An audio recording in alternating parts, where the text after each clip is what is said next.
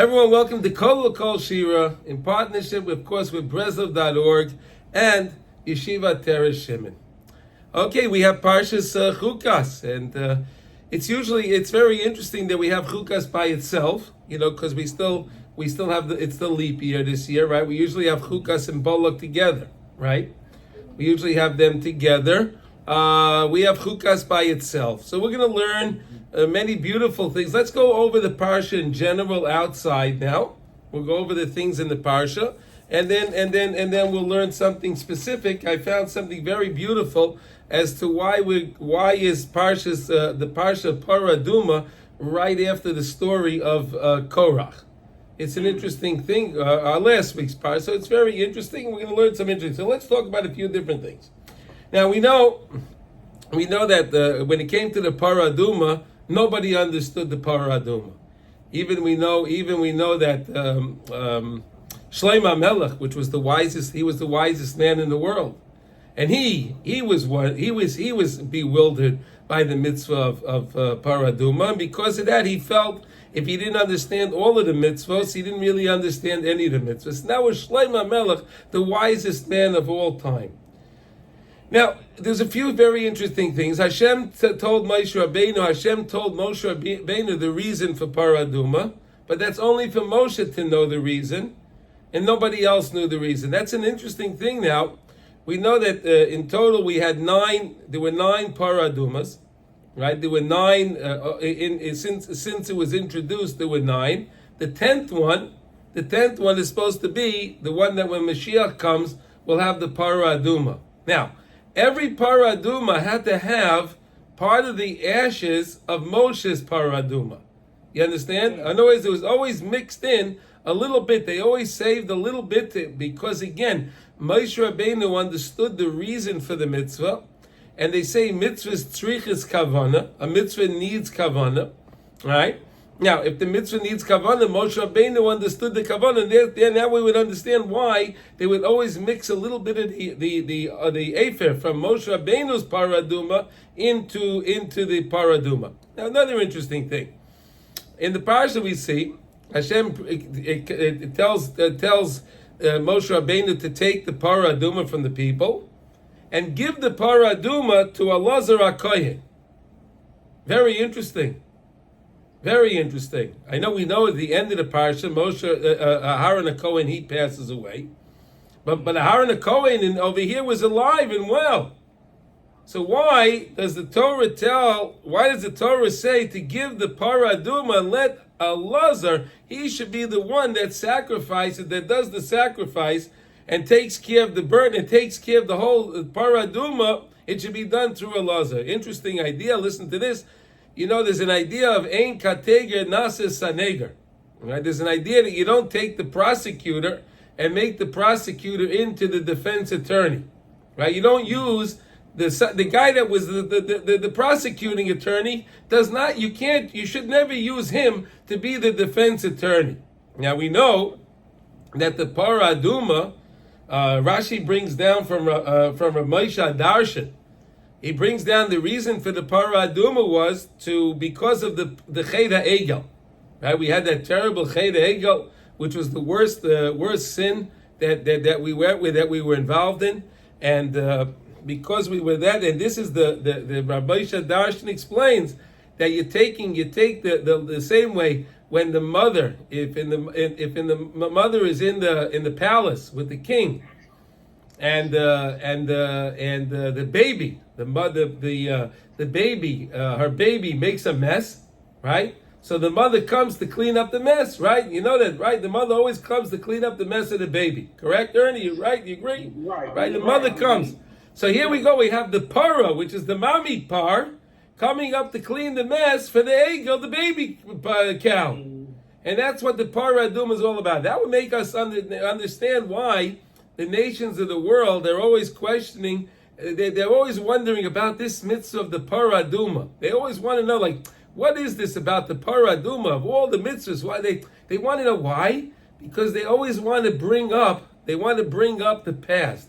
They want to bring up the past. They want to bring up the din of the Egel Hazav, that terrible sin And now, since the whole point, now we understand that since the whole point of the Parah Adumah was to clean the sin, to bring forgiveness for the sin of the Egel Hazov, right, the golden calf, right, the Parah Adumah, the red heifer, was there to clean up the mess of the golden calf, of the calf. All right, so now we understand that's why they're doing that. That's why they're always bothering us with that, because they're trying to always what do you call it? Bring up din. They want to always bring up din on Klal Yisrael. Now, there's a few other things that we could talk about on this. Now, it says that this is the gezeira of the Parah Adumah is a gezeira milafanai. It says ve'ein v'shus laharer acharel. Right? It's a din in front, and there's no din. You're not allowed to look back at it. Now we also say in Ma'ariv every night, we say in Ma'ariv, when we're davening Ma'ariv, we say these words, V'asa sata milafneinu ma'achareinu. V'asa sata milafneinu ma'achareinu. Save us from the satan, from before and after. What does that mean? Listen to this idea. This is a wonderful idea. The idea like this goes, I saw this in the beautiful Sefer. It's a wonderful idea. That sometimes you want to go do a mitzvah, right? You want to go do a mitzvah, and the Yetzer Hara is bothering you.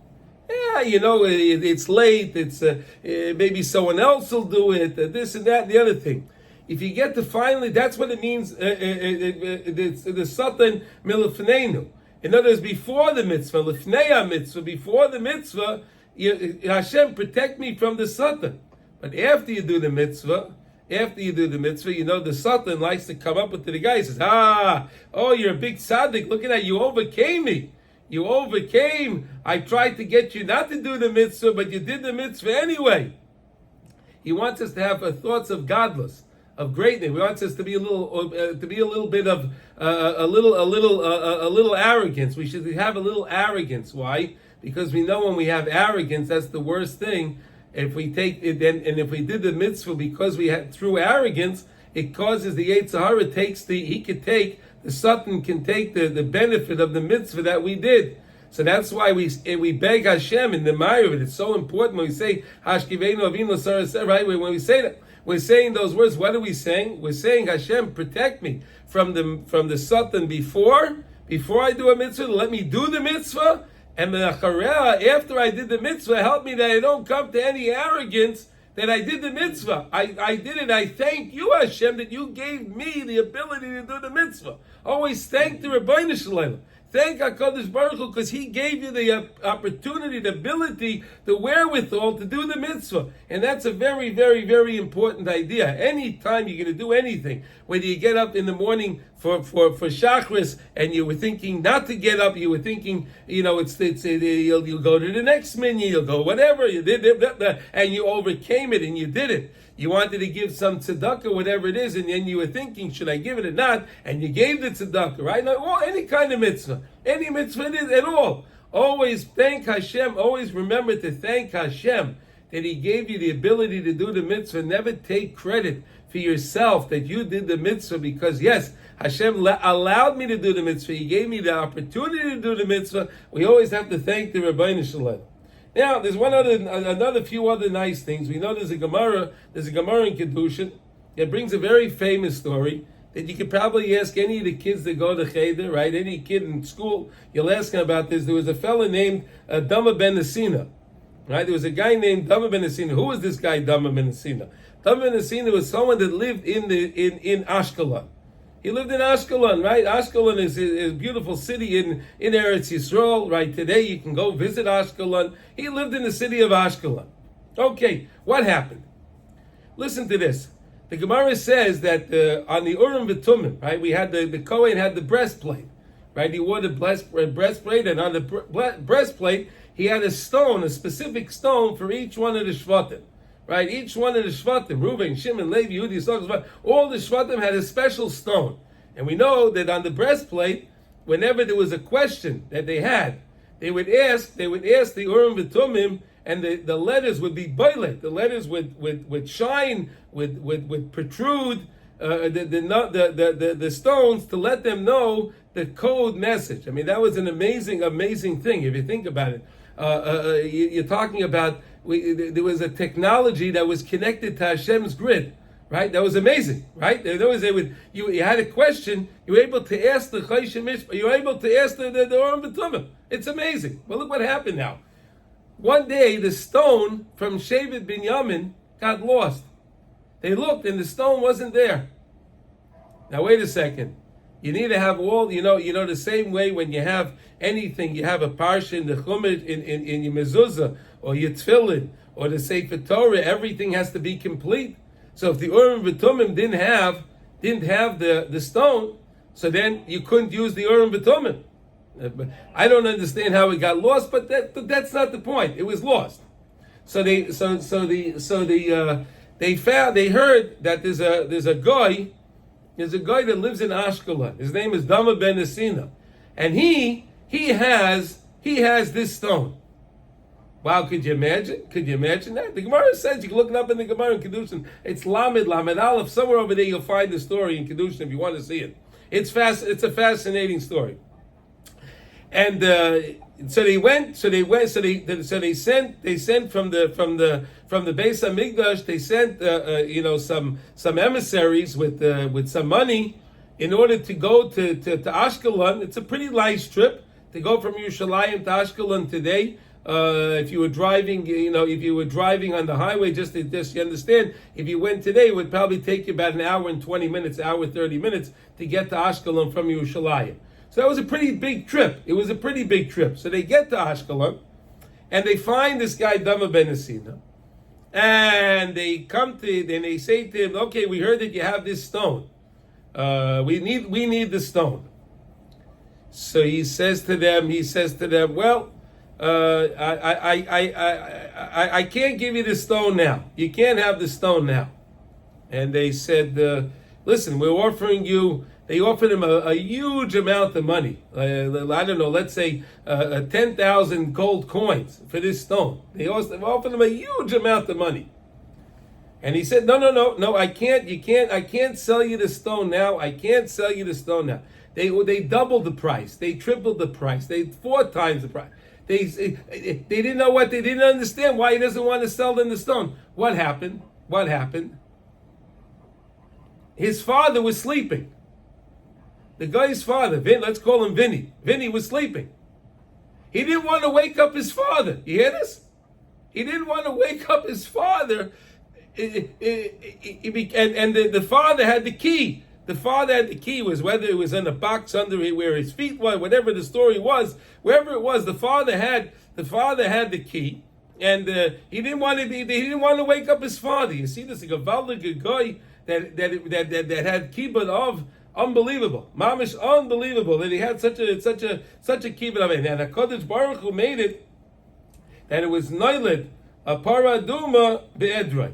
That the Gemara says that the next year he had a big mazel. This guy Dama ben Netina, and a Parah Adumah was born to him. He had him, in his flock, his whatever, his animals, in his corral, whatever he had. So he saw that he had a Parah Adumah. They heard that he had a Parah Adumah. They came back to him, and they said to him, "Oh, now you have a Parah Adumah. How much do you want for the Parah Adumah?" So you know what he says? He says to me, "I want this." He wants Ella Hamamon Shenis. I only want the money that I lost last year when you came to give me the stone. What does he mean? He said like this. Originally, they wanted to offer him 10,000 gold coins for the stone, let's say, right? Then they went up to let's say 60,000 gold coins. But they didn't know why he didn't want to sell the stone. They had no idea why. He told them when they came back, he said, "My father was sleeping." So he said, "Now I want for the Parah Adumah, I want the money that I lost because of the sale of the stone last year." You hear this? So he did a mitzvah of kibbutz of, right? He did a mitzvah. He honored his father, right? But he felt that it was money that he lost. He felt it was a loss. He felt that it was a loss. Let me ask you a question like this. Let me ask you a question. You see the difference between a guy and a yid, right? With a yid that needed, he had a certain amount of money set aside, and then there was an almana in the neighborhood that needed money for Yom Tif, right? And he heard that she needed, I don't know, let's say she needed $500. So he gave her $500. And then he realized he didn't have enough money for himself. He gave her what she needed, and he realized he didn't have enough money for himself. Would a Yid ever think the money that I lost? Would a Yid ever think that he lost money? Would he ever think that? Let me give you an example like this. You have two friends, two guys, Reuven and Shimon. Reuven and Shimon, they heard that there's a new gadget. You can get a new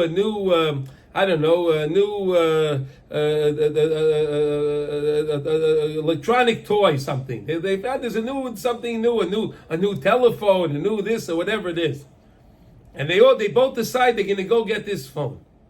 And let's say Reuven had the money in his pocket, and it was Sukkah's time, right? It was Sukkah's time, and he goes and he's looking for the Daled Mina, right? He's looking for his four species, right? And he comes to the Meicha, the salesman there, and he sees the Meicha tells him, he was thinking to spend, let's say, $100 on his esrog, right? He was going to buy a nice esrog for $100. You get a nice set. But the Meicha shows him an esrog that was mamish the yoifi shiba yoifi, mamish the most beautiful esrog, and he tells him it's $300. So he said, you know what? Oh, this is such a beautiful mitzvah, such a beautiful thing. Even though I want the new phone, he took the money out of his pocket and he gave the money to the Meicha and he bought the beautiful esrog. A couple of weeks later, he meets his friend Shimon. So Shimon says, how do you like the new phone? He says, no, I didn't get the new phone. I didn't get the new phone. He said, what do you mean you didn't get the new phone? I thought you said we were both going to get the new phone. Well, I went to the store and I was buying the esrog and I bought the nicer esrog. Wow, Shimon said, wow, that's amazing. He said, that's amazing. He says, you know why? You did something with Mesiras Nefesh. You did something that you really did something for Hashem. It was something so beautiful. He says, you know what? Let me give you, here's $200. Give me a part of your mitzvah. I want a part of your mitzvah. Give me a part of your mitzvah. A part of the mitzvah. Would anyone ever agree to give a part of the mitzvah, a chelik of the mitzvah? He said, no, of course not. He offered him more money and more money. He wouldn't give it. A yid cherishes. Anytime we did a mitzvah, we cherish the fact that we were able to do a mitzvah. Not like this guy. What would part of the mitzvah be, though? I mean, part of it. That's what I mean. What would a part of that mitzvah be? Oh, so he gets a schar. He gets reward. He gets reward for taking. In other words, Ernie, he wanted to use the money for something for himself.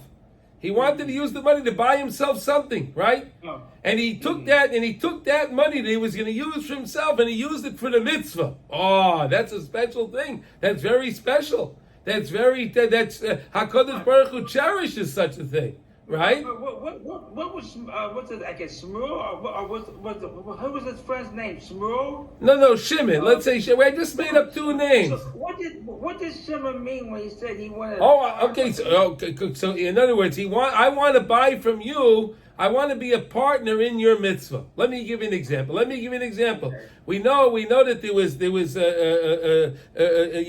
and Zvulun, right? You had the Shevet Yisachar and Zvulun, right? Mm-hmm. Zvulun would go out to work, and they would support the Shevet of Yisachar. They were learning Torah, right? They were learning Torah. Now, when they supported them, they would get credit. They would get credit if they're learning Torah because they're supporting Yisachar, right? Only Yisachar is only able to learn because they're being supported. Correct? They're supporting them. Otherwise, he can't pay his rent. He can't buy food. He doesn't have what he needs for his family. But because he's working, he's able to support the other fella, So therefore, he gets a chelik, he gets a part of his mitzvah of learning Torah. You understand? So here, this fella here wanted to get a part of the mitzvah, a part of that Mesiras Nefesh that he gave, that he exerted something from himself to Hashem. He gave something over, that's something so special, and he wanted to have a part of that. He wanted to benefit that in the world to come. It's not something physical for this world. It's for the next world, of course. And he wanted to have a chelik in that mitzvah. Okay. Now you see that answers my question. I thought it was really okay, good, wonderful. Spiritual. I understand. Wonderful. That's exactly. That's wonderful. I'm glad that you understand. That's wonderful. And thank you for bringing up the point, because maybe other people, we have a lot of people that listen to the class later, and you never know. So I thank you for that. Anytime you have a question, always ask the question. Never feel when we learn as a chabura, right? The chabura, everyone can say something and ask questions. And if you have a comment, please bring in your comment every time, every single time. Absolutely. Thank you very, very, very, very much. So here we go. So we learned a lot of things now in the parsha. We also have the fact that Miriam passed away, right? Miriam passed away. The Torah doesn't give us a reason. The Torah doesn't give us a reason why Miriam passed away, right? We know with Moshe and Aharon, we know the Torah gives us a reason, but Miriam, we don't have a reason. Maybe we can suggest. Maybe we can suggest like this: that the fact that Miriam was involved in the lashon hara against Moshe Rabbeinu. Maybe, perhaps, I don't know. That's what the Torah tells us. Or maybe we could suggest that how would it be that she would go into Eretz Yisrael and Moshe and Aharon don't go into Eretz Yisrael. So maybe it was just the fact that she just gave it was okay for her because she didn't want it to be that she goes in and they don't go in. And they know that her brother doesn't go in. Now you see something so beautiful in the parsha. In the parsha, we know that later on, after Miriam and Neviah died, we know the next thing the Torah tells us, we didn't have water. Why? Because we had the Bear Shel Miriam, the water that we had the Rolling Stone. Remember, the band, the Rolling Stones, right? Where do you think they took their name from? They took their name from the stone. We had the stone in the desert that was rolled with us. That was the original Rolling Stone. That was the Rolling Stone. That was the Bear Shel Miriam. That stone always gave us our water. Could you imagine how much water it gave us? Could you imagine we had all the flock? We had all of the animals and all the people. We had millions of people in the desert. And it gave us enough water for everybody. All in the schus of Miriam and Neviah. All the schus in her schus. Unbelievable. So we know what happened was that as soon as Miriam, after she passed away, the stone stopped. And then HaKadosh Baruch Hu said to Moshe Rabbeinu, he said to him, go gather together all of the people, and talk to the rock. But what does Moshe Rabbeinu say? Moshe Rabbeinu gathers all the people and he says, Shimu na hamorim. Listen up, you rebels. He uses a very, very strong lashon. He calls the people rebels. Could you imagine? Moshe Rabbeinu, these are the people that Moshe Rabbeinu put his neck on the line time and time again in the desert. Every time we did something wrong, Moshe Rabbeinu is davening for us. He's doing what he can for us. He's doing amazing things. Moshe Rabbeinu is doing anything he can for Klal Yisrael his whole life. But now, I guess it was the straw that broke the camel's back, they say. Again, after now he lost his sister. Moshe Rabbeinu just lost his sister, his dear sister Miriam. Let's remember something. Moshe Rabbeinu owed his life literally to Miriam, right? He owed his life to Miriam. Why? Because Amram, Moshe Rabbeinu's father, divorced Yocheved. He divorced his wife. Because he said, I don't want to have children. I don't want to have children in this world, and the Mitzrayim are going to kill our children. I don't want that. Miriam said to her father, she said, Tati, you're worse than Parah. She says, you're worse than Parah. Why? Parah only made a gezerah on the boys.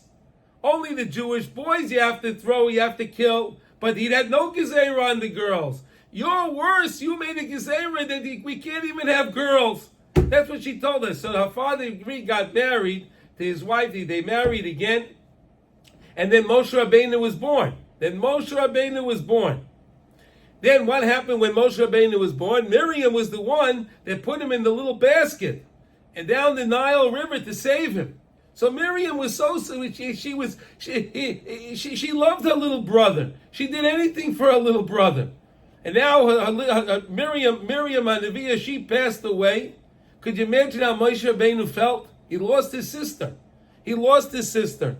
So he says to the people, Shimu no hamayrim. Now the Kedushas Levi says an amazing idea. Everyone's trying to figure out, what did Moshe Rabbeinu do? What did he do wrong? What was his chait? Okay, he hit the rock. Pamayim, he hit it 2 times. Okay. All right, so he hit the rock 2 times. Okay, so what? Why didn't the rock give the water? In other words, Moshe Rabbeinu was talking to the rock, but why didn't the rock give him the water? Why did the rock not give Moshe Rabbeinu the water? So says the Kedushas Levi an amazing thing. He says, that really everything in the world was created for Klal Yisrael. Hashem made everything in the world for the Jewish nation, for us, in order for us to serve Hashem. Everything in the world is here for us to serve HaKadosh Baruch Hu. That's what everything was created for that reason. That rock was created for that reason also. Says the Kedushas Levi, listen to this. The fact that Moshe Rabbeinu, he's Rabban Shel Yisrael, he's Moshe Rabbeinu is the Rebbe of Klal Yisrael. Moshe Rabbeinu says, Shimu no hamayrim. Moshe Rabbeinu says to the people, listen up, you rebels. What is a rebel? A rebel's not a good guy, right? They're not good people. Rebels are not good, right? So the fact that Moshe Rabbeinu said, Shimu no hamayrim, the rock said to Moshe, listen to me. If you just said that the Jewish people are not worthy for me to give them any water. You just said that the Jewish people are not worthy. So if the Jewish people are not worthy to give them the water, why? And they're not doing what they're supposed to do, then why should I do what I'm supposed to do? They're not doing what they're supposed to do, and I was only created in order for them to do what they're supposed to do, but they're not doing what they're supposed to do. And because they're not doing what they're supposed to do, why should I do what I'm supposed to do? And therefore the rock, even though Moshe Rabbeinu was talking to the rock didn't want to give him the water. So Moshe Rabbeinu says, oh yeah, he banged the rock once, he banged the rock twice, and the war, a lot of water went gushing out of that rock. So in other words, really, the fact that he called the people Shimunah, he called them the rebels, is the reason why this happened. And then HaKadosh Baruch Hu says, you didn't sanctify my name. You didn't sanctify my name in front of all of the people. Therefore, you can't go into Eretz Yisrael. Therefore, you're not going to be the one to bring them into Eretz Yisrael. Unbelievable. But I wanted to tell you something very interesting, really very interesting thing. Really, HaKadosh Baruch Hu had a thought when Moshe Rabbeinu originally, when it came to the sneh, right? When it came to the burning bush, the first time Moshe Rabbeinu met HaKadosh Baruch Hu, so to say, right? At the burning bush, right? And Moshe Rabbeinu was arguing with Hashem for 7 days. For 7 days, the Medrash says he was discussing with Hashem for 7 days why it shouldn't be him to do that. HaKadosh Baruch Hu thought already right then and there, Moshe Rabbeinu, you can't be the one to take them into Eretz Yisrael. He thought that. And then later on, after Moshe Rabbeinu went to Parah, and then it said, Me'oz basi al Parah, those famous words, Me'oz basi al Parah, from the time that I came to Parah, when I came to Parah, and then we know what happened was that Paro made a decree that before the Mitzrayim they were giving the straw. They were giving the straw to make the bricks, and the Jews were responsible to make the bricks and to build. As soon as when Moshe Rabbeinu came to Paro and said that Hashem wants you to take them out, Then Parah said, I'm not going to give you straw either. You're not going to get it. Go collect your own straw. Go collect your own straw. Again, HaKadosh Baruch Hu said, when Moshe Rabbeinu used those words, Me'oz Basi al Parah, from that time when I came to Parah, look what happened. Look what you did, Hashem. HaKadosh Baruch Hu again said, you know what? This leader is not. He's not. I don't know if he's the right one to take them into Eretz Yisrael. I don't know. But then, once it came to the Cheda, when it came to the Mei Meriva, when it came to this, when Moshe Rabbeinu hit the rock, HaKadosh Baruch Hu made the neder. He said, "I promise you're not coming into Eretz Yisrael." And that was the decree was finalized. But we know that really, if Moshe Rabbeinu, Chazal tell us that if Moshe Rabbeinu would have brought us into Eretz Yisrael, and then we would have done the things that we did, if we carried on the way we carried on, right? You look through Tanakh, you see the mistakes that we made when we were in Eretz Yisrael. We see all the mistakes that we made. If we would have carried on, then HaKadosh Baruch Hu would not have taken his revenge. He would not have taken the revenge on the Eitzim and Avonim. Right now we're in Chodesh Tammuz, right? So it's going to be soon. Shavasa b'Tammuz, Tisha B'av is coming up, right? So we know on Tisha B'av, HaKadosh Baruch Hu took out his vengeance. He took out his anger on the Jewish people, on the stones, on the wood and the stones of the Beis Hamikdash. He destroyed his house, but he left us alive. Had Moshe Rabbeinu been the one to take us in the Beis Hamikdash, and he was the one that built the Beis Hamikdash would never have been able to be destroyed. And then Chas v'Shalom, we would have had a problem. Chas v'Shalom, we would have had a problem. So HaKadosh Baruch Hu did it with the greatest kindness, that it shouldn't be Moshe Rabbeinu that brings them into Eretz Yisrael. Why should it not be Moshe Rabbeinu? Because this way HaKadosh Baruch Hu could take out his anger on the stones and the bricks of the Beis Hamikdash, which is what Hashem did. Unbelievable. We see another amazing thing when it came to HaKadosh Baruch Hu said to Aaron that he has to go up to the mountain, and at that mountain he's going to pass away, which is what happened. He passed away, and he went upstairs. He went up to the mountain with Moshe, Aaron, and Elazar HaKohen, right, his son. And then we know the Torah says that he took off the garments. He took off his priestly garments, the Bigdei Kahuna, and he placed the Bigdei Kahuna on Elazar.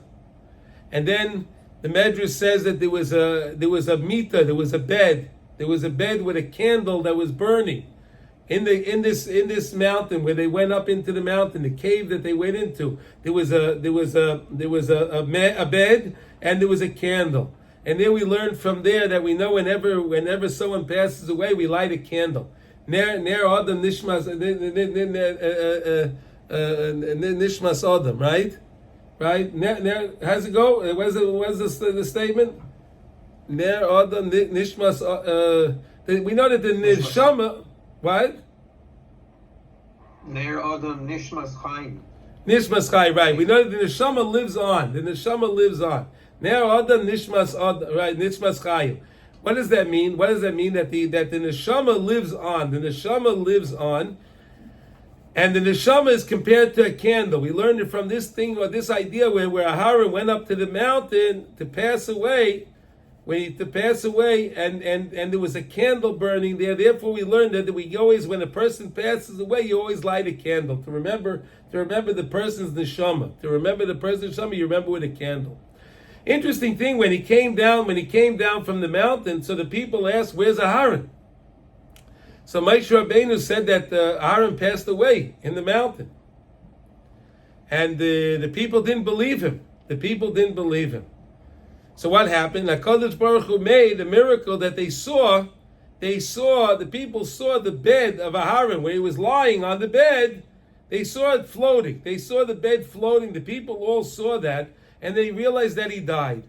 Let me ask you a question. There was one other time that they did that. There was one other time when it came to the Cheder Egel, bringing that back to the beginning of the Parsha, right? At the beginning of the Parsha, we said that the whole idea of the Parah Adumah is to bring a forgiveness for the Cheder Egel, right? To bring a forgiveness for the Cheder Egel. But let me ask you this now: if that's the case, that the whole thing is to bring the Cheder Egel, and what did the Yetzer Hara do? The Yetzer Hara showed the Jewish people the bed of Moshe Rabbeinu as Moshe Rabbeinu passed away. Moshe Rabbeinu passed away. They showed, Rashi brings down that they showed a bed that he was floating, that Moshe Rabbeinu passed away. And that's why we thought Moshe Rabbeinu passed away. So 1 second, let me ask you a question now. If we were fooled one time, they say shame on me the first time, but shame on you the next time, right? In other words, if I was fooled the first time with the Yetzer Hara, so why does Hashem use the meat of Aharon to show them that he passed away? It's very simple. Last time it was the Yetzer Hara. Here, which was Moshe Rabbeinu that told them. Moshe Rabbeinu told them that. When Moshe Rabbeinu told them that Aharon passed away, they understood that Moshe Rabbeinu is Moshe Emes v'Tayrosai Emes. Moshe Rabbeinu, whatever he tells us, is Emes Lamitai. So here's an idea. There are a few things on the and then we had also the Shiras Haber. There was in the Parsha we have also the Shiras Haber that we sang the song. We sang the song about the rock of Miriam. That we sang a song and we praised Hashem that for 40 years we were in the desert. We had the water in the sluice of Miriam Neviah. And then the Rashi brings down says something amazing. I don't know if you look at the Rashi over there. It's a fascinating Rashi. Rashi says that there were two nations on the two mountains above where we were, on the two mountains, and they were coming to ambush Klal Yisrael. Rashi says that there was a miracle that the two mountains that they were on came together. The two mountains came together. They got crushed.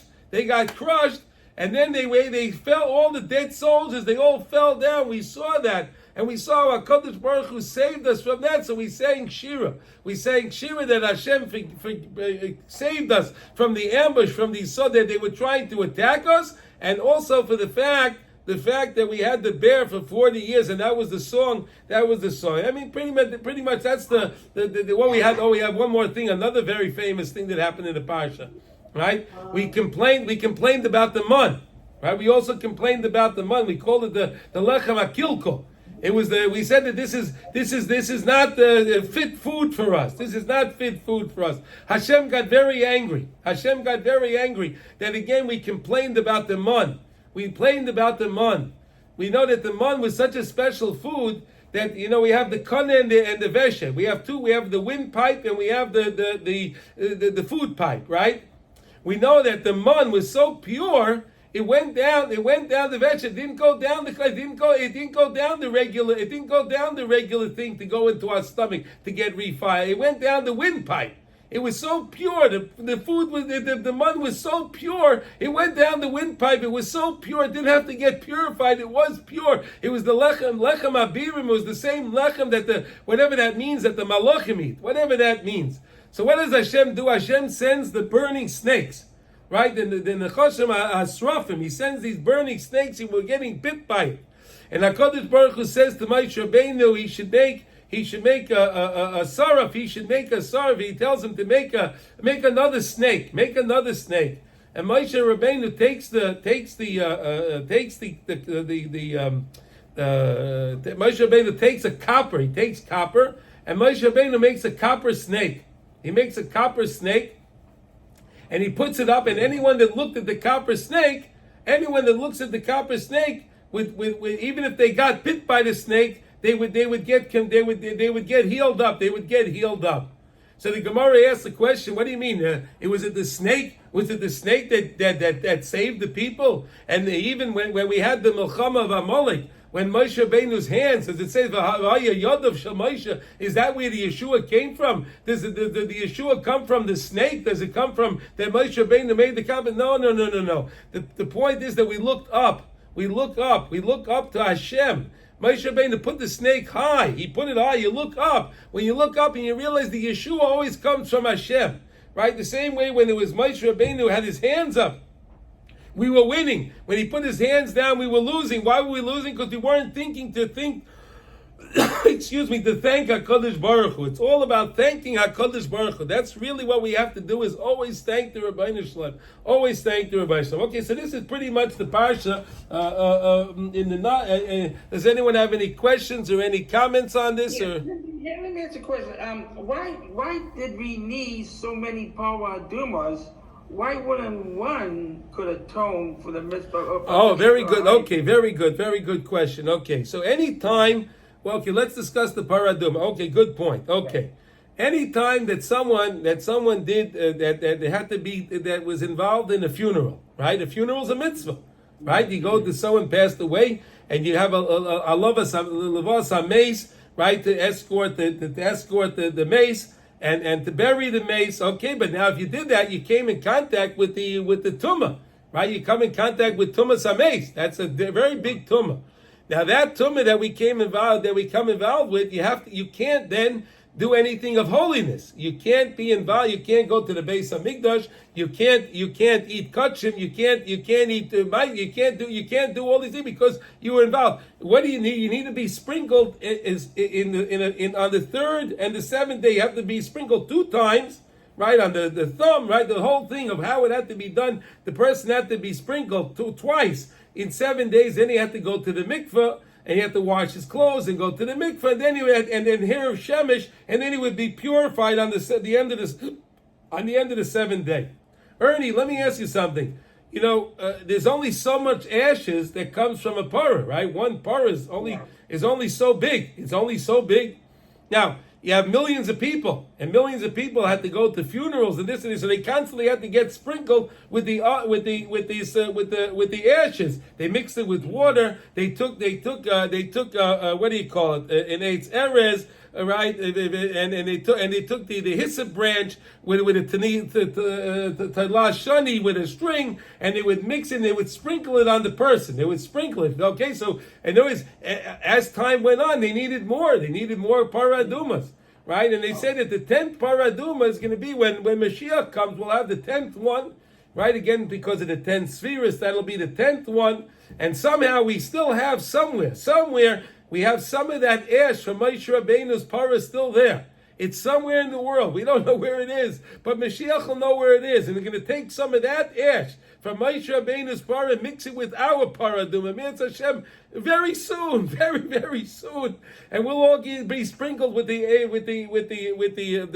Heifer of the Parah Adumah, the 10th one that we're waiting for speedily in our day. So it was a matter that he needed a lot of Parah Adumahs because there were a lot of people that needed to get purified, so they needed more, and they needed another one. Okay, let's look at something so beautiful here to understand now. Wait.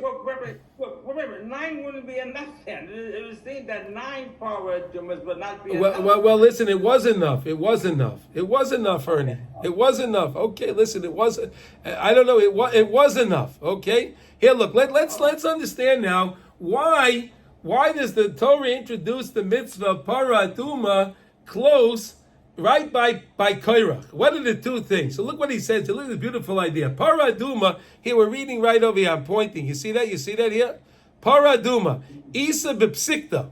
Lama nismicha parshas Parah acha machloikis Korach. The psikta asks the question: Why is the Parah Adumah listed after the argument to Korach? Korach. Last week we spoke so much about Korach. Korach said it wasn't enough that you took me out of the whole idea of being a Kohen, umatonis, and the gifts that the Kohen got. You believe this? Korach was the wealthiest man. He was the wealthiest man. And Korach wanted to know why he's not getting the matanas. He's not getting the presents. He wanted the stuff the people should give him more. He needed more. Whoever has is happy with what they have with their lot. Obviously, you see, he wasn't happy at all. He had more money than anybody else. He had more money. And he didn't like it. The Medrash says, I was looking at the Medrash Rabbah yesterday, last Shabbos, I was reading the Medrash Rabbah. The Medrash Rabbah says an amazing thing about Korach. What happened and what triggered Korach? Korach, after Moshe Rabbeinu gave the mitzvah of tzitzis, right? After Moshe Rabbeinu gave us the mitzvah of tzitzis, it says, Pesil techelis v'olechem l'tzitzis. Korach already came up with this idea. What do you mean? If one string of tcheles can work, how about if I take the whole beged, I make a whole talis out of tcheles, I make the whole beged tcheles, I don't need to have it. So they said that they made 250, listen to this, they made 250 of these talesim, 250 of these blue talesim, and they sat down and they were having a suda. They slaughtered some animals and they were having a suda. So listen to this, the Medrash says amazing. Aharon and Elazar HaKohen came to Korach and the people, and they said, you slaughtered an animal. Where's our chelik? We're supposed to get our part. We have to get our part. We get our chelik. Can we have our chelik? He got so angry at them. He says, not only did you take the kahuna from me, not only don't I get the presents from the God, now you want from me? Unbelievable. And that's when he went up and he flared against Moshe Rabbeinu. Look what he says now. Ela shegilach roishi v'asa oisei gisukal. You shaved my head. You shaved all the hair on my body. You made me into a fool, he said. Miyad niskana l'Moshe la'ara hariv. V'hu la'yada chayk Parah Adumah tia kapara gedoyla Yisrael. V'hu la'yada chayk Parah Adumah tia kapara gedoyla Yisrael kamuva b'yalkut Ruveni ayin sham. So that's brought down in the Yalkut Ruveni, brings these ideas what we just read over here. That Korah didn't understand the idea of the Parah Adumah. He didn't understand this idea. Let me tell you something. How do you know that the Parah Adumah is bringing a kapara for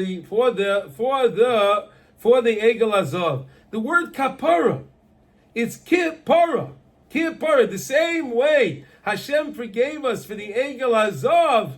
Then HaKadosh Baruch Hu will forgive us for all sins. We have to believe that if HaKadosh Baruch Hu forgave us for the Egel Azov, the greatest sin that we ever did, like we said, that's why the Goyim are constantly cheppering us and bothering us about it. So of course HaKadosh Baruch Hu will forgive us for all other sins. We have to believe that with all of our heart. We have to believe that. That's the word kapara, is the word like kippara.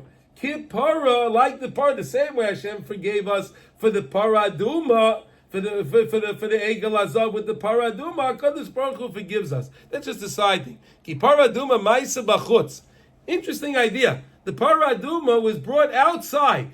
It couldn't be brought inside. It was brought outside the Machna. It went outside. You would think that the Parah Adumah would be brought in the Beis HaMikdash. No.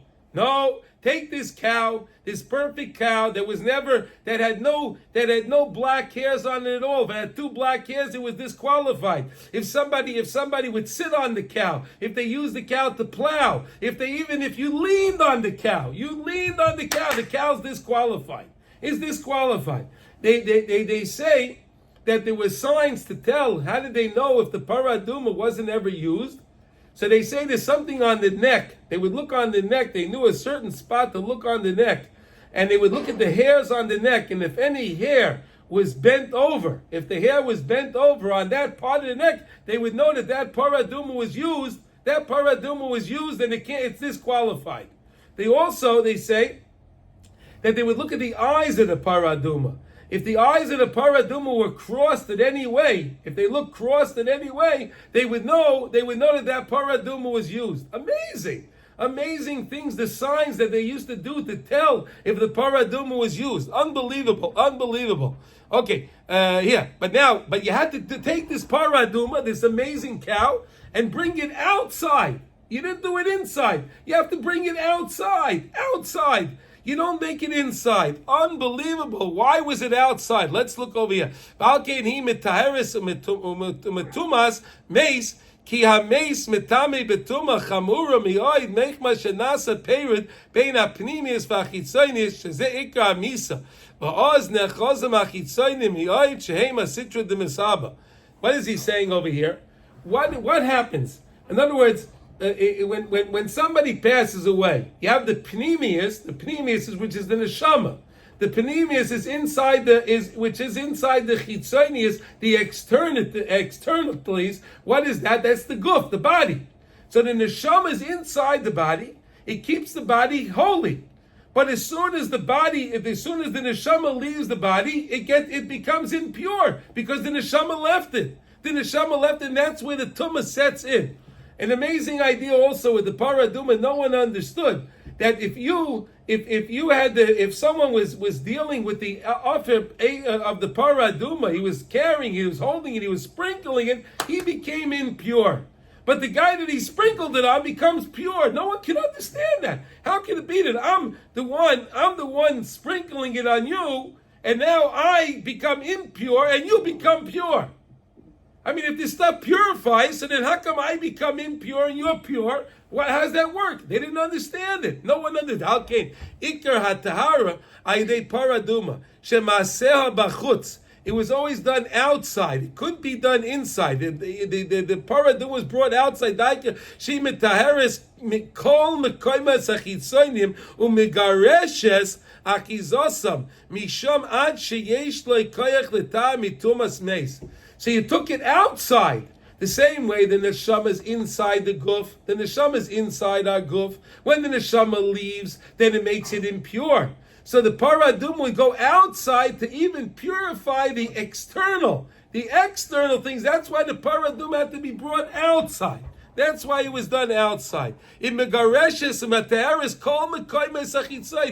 can purify all the places of outside the chitzonim. That it was able to even purify from the greatest tumah of all, the avi avoisa tumah. The greatest level of tumah is from the mace. Baal came be'emes mitzvahs Parah Adumah, he plia gedoyla, kamay shekosav, zois chukas ha-Torah, chokuk chukakti, v'aleh anema amarti achakma, v'hi rechoyka mimeni. Shlomo HaMelech said, look at these words, Shlomo HaMelech, amarti achakma. He says, I'm very smart, v'hi rechoyka mimeni. But the Torah is so far from me. Because Shlomo HaMelech said, I can't understand this idea of the Parah Adumah. Yisrael chayim li'olam. But really, Jews, we live forever. Look at these words. Yisrael chayim li'olam. Listen to these words. We live for eternity. Ki heim mikashrim achitzonius ela pnimius tamid. Ayidei Torah. Because we always take the external things and we bind it together. We bind together the internal with the external. Because again, you use your body, right? You put on tefillin today, right? You put on tefillin today. You put on tefillin, where do you put it on? Do you put it on your neshama or you put it on your body? You put it on your arm, you put it on your head. So you're taking Torah and you're sticking the Torah onto the chitzoni. You're putting it onto the body. You're putting it on, so you're making it holy. You're bringing, and this is what makes it live for. Look at these words now. The main life is when you take the chitzonius and you bind it together with the pnimius. You bind it together with the pnimius. Shehem bechinas haguf va'nefesh. You bind the guf together with the nefesh. The guf, the body, together with the neshama. Ki anam aminim shafilu acha misa. That we believe that even after a person passes away, that's when the neshama separates from the guf. That's what death is. But that's never for eternity. It's not for eternity. We believe in tchiyas hamesim. And we believe any of our loved ones that we had to bury. We know that look at the next words.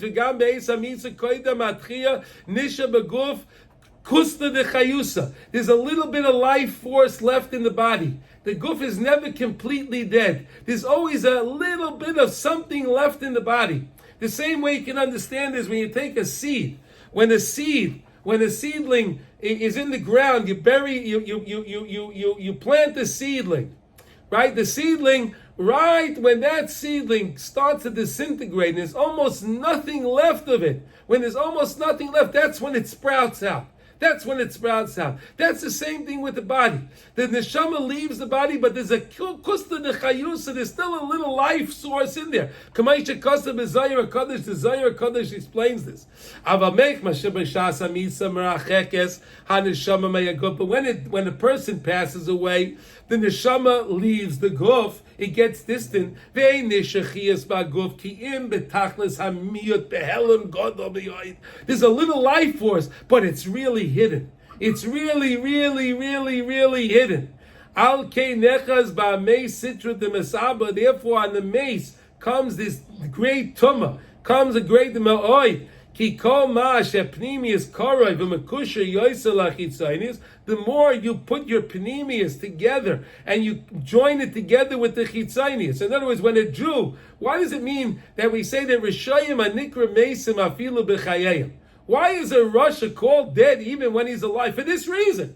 Because the Rasha doesn't put on tefillin. The Rasha doesn't do mitzvahs. The Rasha is not learning Torah. So he's not putting any panemius on his chitzoni. If you don't put Pneumius on your chitzani, you're not putting Torah together with your body, so there's no life. That's why the Rosh is called a dead man while he's alive, because he has no life. The Torah is our life. That's the Torah. I know we're going over for a minute, but let me just finish this idea. And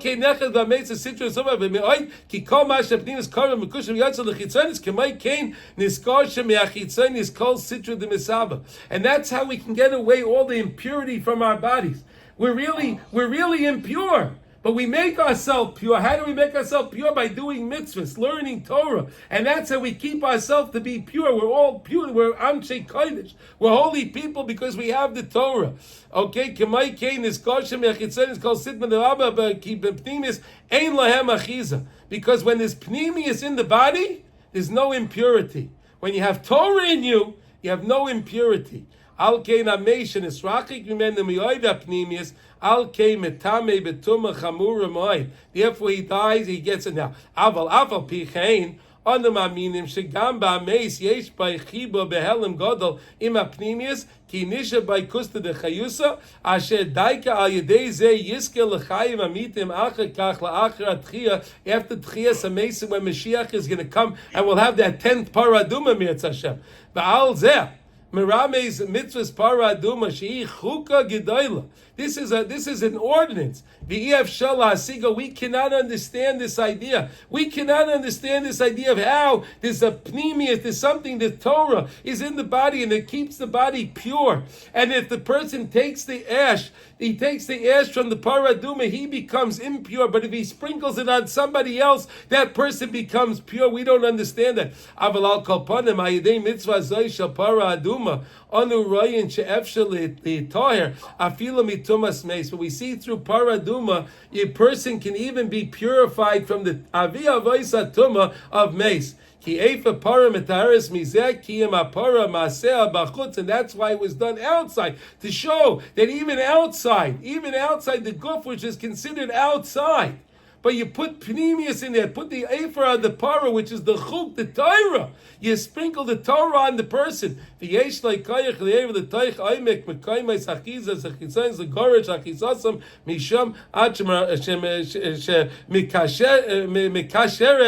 Gam tachlis achitzonius el pnimis v'haydei metar metumas meish and nimshach rak meisrakios apnimis me'achitzonius. And that's what happened. Now these are the final words. Now here we go.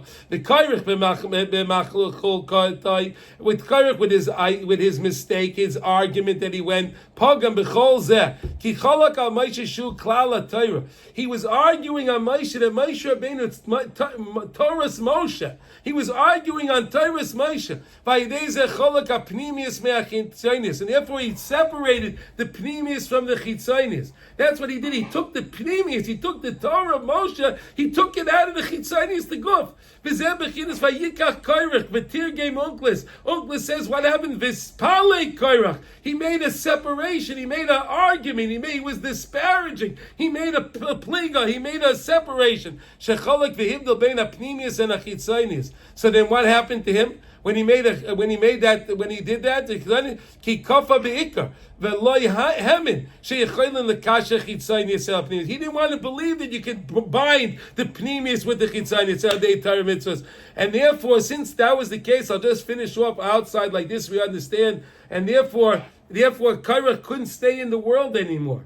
Therefore, the answer was he couldn't stay in the world because he said that there's no, you can't take the pneumius and purify it with the chitzai. You can't use the pneumius to purify the chitzonius. He said he didn't believe that. So what happened? The earth opened up its mouth and it swallowed him in. It swallowed him in because he couldn't be on the earth anymore because he didn't believe that the earth can be purified with Torah, because he was arguing on the Torah. He was arguing on everything. Why? Because he had kinna. He had jealousy. So I wish everybody, first of all, I want to thank everyone for joining us for this week, and I hope you enjoyed this year. I hope you enjoyed the ideas. We went over the Parsha pretty good. We went over all the ideas. Does anyone have any questions on the Parsha before we finish? Now, we discussed a lot of different things, I think. Did we cover it pretty good? Rabbi Yehuda, what do you think? Rabbi Yehuda, I had a problem with my computer. I even when I got on for 10 minutes, I didn't have any sound. So I'm glad I was able to work it out. But I missed the beginning, unfortunately. Okay, listen. I recorded the shares. If you want, I'll send it to you from YouTube afterwards. I'll email it to you, Rabbi Yehuda, okay? Sure. You know, last week, I want to tell you something. Last week, we had over 6,000 people that watched our share. You know that? Wow. We had over 6,000 people that watched the share. I'll send you the share. You can take a look at it, Rabbi Yehuda. Unbelievable. And I thank everyone that joined us here online. And of course, all the people that listens afterwards. Okay, so Mitzvah Hashem, next week we'll meet the same time. And I wish everyone a beautiful week, and you should have a beautiful Shabbos. And I wish everyone, we should hear good news for Klal Yisrael. And again, we always learn for the learn for the well-being of the Chayalim and the Chatufim, our soldiers and our captives. HaKadosh Baruch Hu should show them a lot of mercy. Thank you, everybody. Kol Tuv. Kol Tuv.